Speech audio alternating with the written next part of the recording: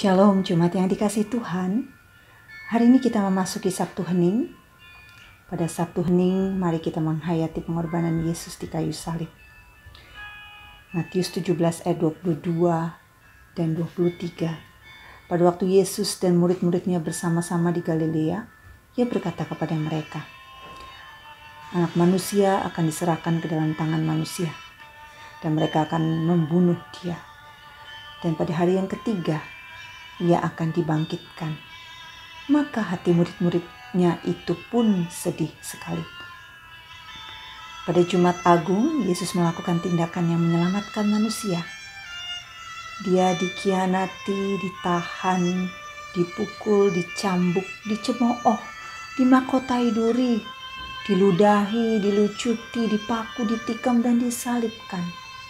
Dan yang paling parah, dia terlihat tertekan dan seakan Bapanya di surga telah mengabaikannya. Namun itu bukanlah akhir dari cerita ini. 3 hari kemudian Yesus bangkit dari kubur. Dia menaklukkan dosa dan maut. Ada hal yang telah kita pahami, bahwa pada kuburan atau makam ada mayat di dalamnya. Namun adalah hal yang luar biasa bila mayat yang dibaringkan di dalam kuburan sudah tidak ada pada hari yang ketiga. Kubur kosong adalah bukti keajaiban Paskah. Kebangkitan Yesus dari kubur menegaskan bahwa ia hidup untuk selama-lamanya. Jadi Yesus bukan mati suri, hidup sebentar dan selanjutnya mati lagi untuk selamanya. Ini merupakan penggenapan apa yang dikatakan Yesus sendiri bahwa Anak manusia harus diserahkan ke tangan orang-orang berdosa dan disalibkan, dan akan bangkit pada hari yang ketiga. Janjinya ialah ya dan amin. Apakah dampak kebangkitan Yesus? Setelah melihat bahwa kubur itu kosong karena Yesus telah bangkit, mereka segera pergi dari kubur itu dengan takut dan dengan sukacita yang besar dan berlari cepat untuk memberitahukannya kepada murid Yesus. Dalam Matius 28 ayat 8. Kata takut bukan berarti takut atau ngeri seperti orang melihat hantu, melainkan sikap hormat atau respek. Dosa-dosa kita telah diampuni dan pengharapan kita akan Dia tidak sia-sia. Kebangkitan Kristus di hari yang ketiga, bukti nyata bahwa Ia bukan hanya Sang Juru Selamat dan penebus dosa, tetapi Ia juga adalah Tuhan yang tidak dapat dikalahkan oleh maut atau kematian. Karena kita tahu bahwa Kristus sesudah Ia bangkit dari antara orang mati, tidak mati lagi, maut tidak berkuasa lagi atas Dia.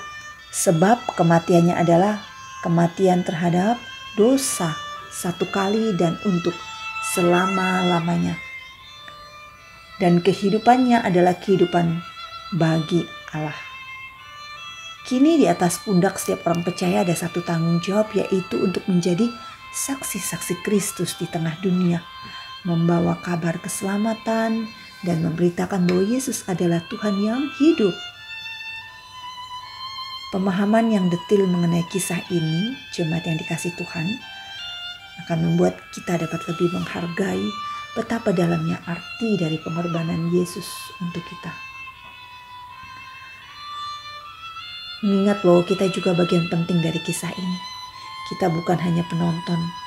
Kita adalah alasan Yesus disalibkan. Dia mati untuk dapat secara langsung menyelamatkan kita dari belenggu dosa. Kini di atas pundak setiap orang percaya ada satu tanggung jawab, yaitu untuk menjadi saksi Kristus di tengah dunia ini. Membawa kabar keselamatan dan memberitakan bahwa Yesus adalah Tuhan yang hidup. Jika kita telah menjauh dari iman kita, maka gunakan waktu ini untuk menyerahkan kembali hidup kita kepada Yesus. Atau jika kita diingatkan akan kasih Allah kepada kita pada Paskah ini, maka gunakan kesempatan ini untuk menegaskan kembali komitmen kita semua kepada Yesus. Mari kita bawa di dalam doa. Tuhan Allah Bapa kami, Engkau adalah Sang Juru Selamat bagi hidup kami. Engkau di atas segala-galanya. Engkau Allah yang mati dan bangkit. Engkau bangkit untuk selama-lamanya. Berikan kami pemahaman ya Tuhan akan kematian-Mu dan kebangkitan-Mu.